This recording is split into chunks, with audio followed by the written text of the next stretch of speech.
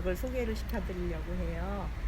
이 연천역은 우리나라 서울 용산에서부터 북한의 원산까지를 잇는 철도고요. 이 연천역은 언제 생겼냐 하면요, 1912년 7월 25일에 경원선 철도 공사를 하면서 의정부에서부터 연천역까지 연장을 하면서 그날 개통을 했다고 합니다. 그래서 올해로는 108년이 되는 셈이지요.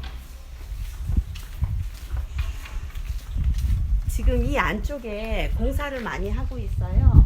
이 앞쪽에 콘크리트 구조물이 있던 자리에는 우리 경원선 연천역에 플랫폼이 있었어요. 여기는 사람들이 타고 내리고 했던 승강장이었고요. 또 이 승강장 저 뒤쪽에 또 이런 긴 플랫폼이 하나가 있었는데요. 그 플랫폼은 예전에 연천이 북한 땅이었어요. 그래서 북한 땅이었을 때 북한 입장에서 봤을 때는 굉장히 전방이지요, 이쪽이. 그래서 그 1948년에 저 뒤쪽에 있는 플랫폼을 북한에서 만들어서 거기에 이제 전차라든지 탱크라든지 전쟁 물자를 많이 갖다 놓고 거기에 이제 전쟁 준비를 해놨던 곳이 저 뒤쪽에 화물 플랫폼이라고 합니다. 그 연천역을 지나서 경원선을 다닌 열차가 미카라고 하는 증기기관차예요. 이 증기기관차에 또 중간에 물을 넣어야 된대요. 오랫동안 계속 갈 수가 없어서 물을 넣어야 하는데, 우리 연천역에 보면 이렇게 급수탑이, 높은 급수탑이 있어요. 이 급수탑에 물을 저장을 했다가 이 증기기관차에 물을 보충을 했다고 하고요. 이 급수탑은 우리나라에 전체 7개가 있는데 전체가 국가등록문화재로 등록이 되어 있고요. 우리 연천군에 이 급수탑도 국가등록문화재 45호로 등록이 되어 있습니다. 그리고 이 급수탑하고 같이 또 여기 보시면 급수정이 있어요. 요것도 급수탑이라고도 해요. 여기도 이제 같이 저 급수탑하고 같이 물을 보충했던 시설이라고 하고요. 지금 이 급수정 외부에는 총탄 흔적도 굉장히 많지요. 이거는 우리나라 6.25 전쟁을 같이 겪었다는 얘기고요. 연천역을 오시기를 정말 많이 추천을 드리겠습니다.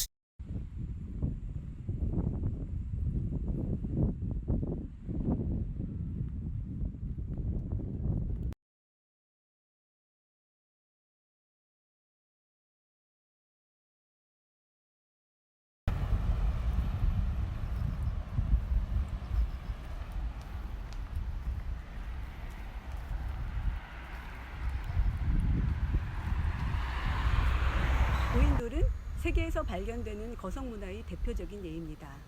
수십 톤에서 수백 톤 무게에 이르는 거석, 그러니까 큰 돌로 구조물을 만들고 제의에 쓰거나 무덤으로 썼습니다. 거석 문화라 하면 흔히 영국 스톤헨지를 가장 먼저 떠올리는 분들이 많을 텐데요. 그런데 전 세계에서 발견되는 고인돌의 40% 이상이 한반도에 집중되어 있다고 합니다. 어쩌면 한반도는 거석 문화가 꽃피운 곳 또는 정점을 이룬 곳일 수도 있겠네요. 한반도 고인돌은 강을 낀 낮은 구릉지대에 분포되어 있고 대부분 마을을 가까이에 위치하고 있으며 무덤으로 많이 쓰였습니다. 이 차탄지 고인돌도 마찬가지고요. 한반도 무덤 고인돌은 형태로 보아서 크게 탁자식, 바둑판식, 구덩식 세 가지로 분류되는데요. 이 차탄지 고인돌은 괭돌로 사방을 막아서 지상에 묘실을 두고 그 위를 덮개돌로 덮은 탁자식 고인돌입니다. 지금은 괭돌이 쓰러져서 고인돌 자체가 비스듬히 쓰러져 있는 모습이죠. 이 고인돌의 재료는 응회암인데요. 응회암은 화산재가 쌓이고 굳어져서 만들어진 암석입니다. 연천에 있는 한탄강 유네스코 세계지질공원의 많은 명소들은 신생대 제4기 현무암으로 이루어진 용암대지 위에 위치해 있는데, 이 응회암은 중생대 백악기의 암석입니다. 그리고 연천 일대에서 자주 발견되고지요. 중생대 때 이 일대에서 화산 활동이 있었다는 것을 말해주는 것입니다. 이 고인돌 앞을 흘러가는 차탄천 건너편에 서 있는 보계산이 바로 화산재가 굳어져서 만들어진 산입니다. 많은 사람들이 협력해서 이렇게 크고 무거운 돌을 날라다가 고인돌을 만들었다는 것은 그만큼 강력한 권력 질서가 유지되는 사회가 여기에 존재하고 있었다는 것을 말해줍니다. 덮개돌에는 여러 구멍이 뚫려 있는데요. 흔히 성혈, 알구멍, 홈구멍이라고 불리는데 고인돌이 세워진 뒤 살아있는 사람들이 오랜 세월을 두고 연마해서 만들어진 구멍이죠. 다산과 풍요를 기원한 것이라고 짐작됩니다. 연천은 선사시대부터 역사시대까지 사람들이 살았던 흔적이 잘 남아있는 곳인데요. 구석기 시대의 주먹도끼, 그리고 고구려 시대의 성들로 유명하죠. 하지만 이렇게 연천읍을 걸어보다가 청동기 시대의 고인돌을 만날 수 있고요. 그 고인돌에서 수천만 년을 헤아리는 오랜 세월 전의 암석까지 눈으로 볼 수 있습니다. 여기서 1km쯤 더 가면 통연리에 고인돌 공원이 있는데요. 거기에 가면 이 일대에서 발굴된 다양한 연천의 고인돌을 감상하실 수 있습니다.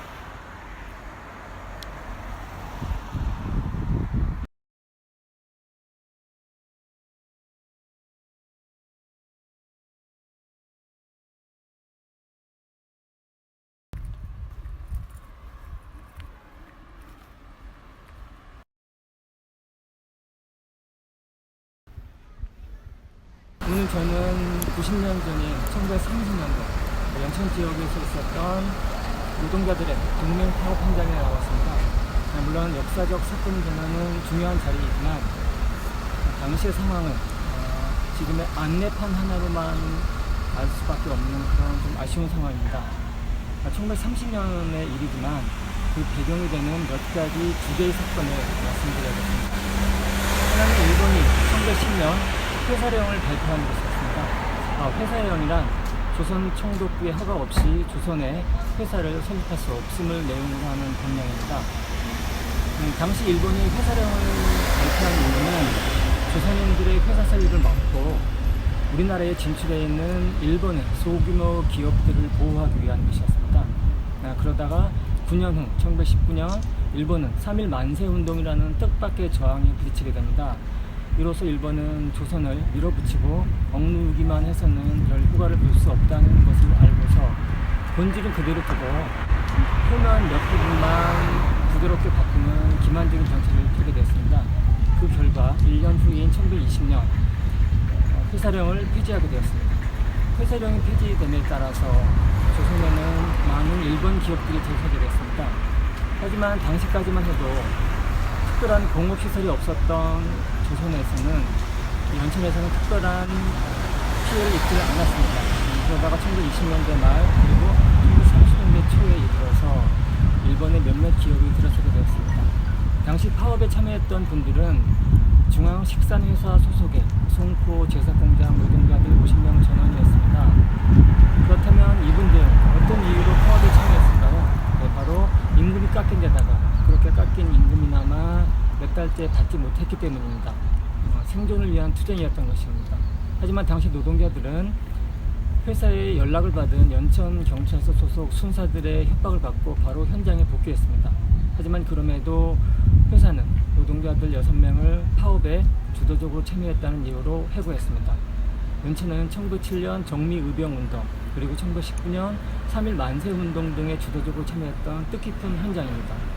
이렇게 당시 송포 제사공장 노동자들의 동맹 파업은 1907년의 정미의병운동과 1919년 3.1 만세운동 등을 내들이는 회고의 장소였는데요. 당시 일본이 치하를 받고 있을 당시에 항일 의병운동과 생존투쟁은 뿌리가 같은 것임을 결론으로 제시하며 오늘 말씀을 마치겠습니다.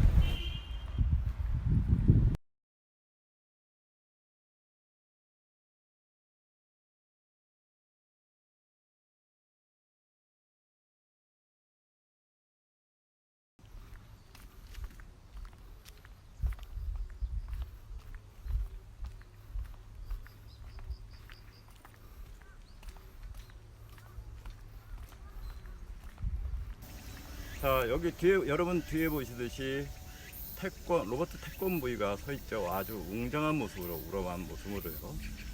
자, 태권브이가 여기 연천에 세워짐으로 해서 연천은 평화의 도시가 되어버렸습니다. 우리나라 사람들이라면 누구나 알고 있는 로봇 태권브이, 자주 국방의 상징이며 무적의 아이콘 태권브이를 김태희 작가는 무겁고 단단한 몸체를 속을 베어내어 평화의 상징으로 재탄생시켰습니다.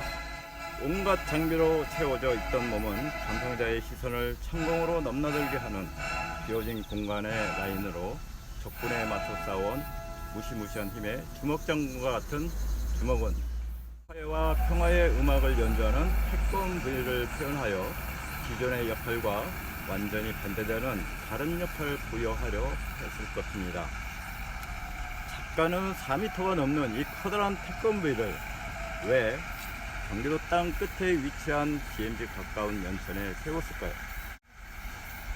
로봇 태권브이가 연천에 설치됐던 2016년은 많은 사건 사고가 있었습니다. 북한 4차 핵실험, 사드 배치, 다발적인 세계적인 지진과 더불어 경주 지진, IS가 한국인을 상대로 테러를 일으키기 시작했고요. 다음에 벌어진 것은 대통령 하야 촉구 등 국내외적으로 우리에게 평화가 절실히 요구되고 평화를 바라던 해였습니다. 김태희 작가는 보는 이가 과거를 새로운 시각으로 되새겨보며 미래에 대한 희망을 갖도록 돕는 역할을 태권브이를 통해 말하고 싶었을 것입니다. 바이올린을 켜는 태권브이, 평화와 화해와 치유의 상징으로 변모한 모습이 멋있죠. 당시 국내에 들어와 큰 인기를 얻은 일본 만화영화 마징가 Z에 대항하기 위해 태권브이가 만들어졌고, 중국 무술 영화가 큰 인기를 끌었던 것도 로봇 태권브이가 탄생한 시대적 배경이 됐습니다. 1976년 7월 24일 대한극장에서 첫 개봉을 시작으로 그의 관객 수와 13만 3,600명으로 집계되기도 했었습니다. 2007년 당시 한국 애니메이션 최다 관객수 65만 명의 입장객을 기록한 이후 태권브이의 실상과 진실도 이때쯤에 드러나게 되어 충격을 주었고, 2009년 극장판 영화 제작을 시작하고 2011년에 개봉할 예정이었으나 현재까지 아무 소식이 없어서 베이퍼웨어가 되어버린 상태입니다. 그러나 아직도 권선징악의 표본인 7, 80년대 이 애니메이션을 보고 자란 세대는 김청기 감독과 로봇 태권브이를 잊지 못하고 있습니다.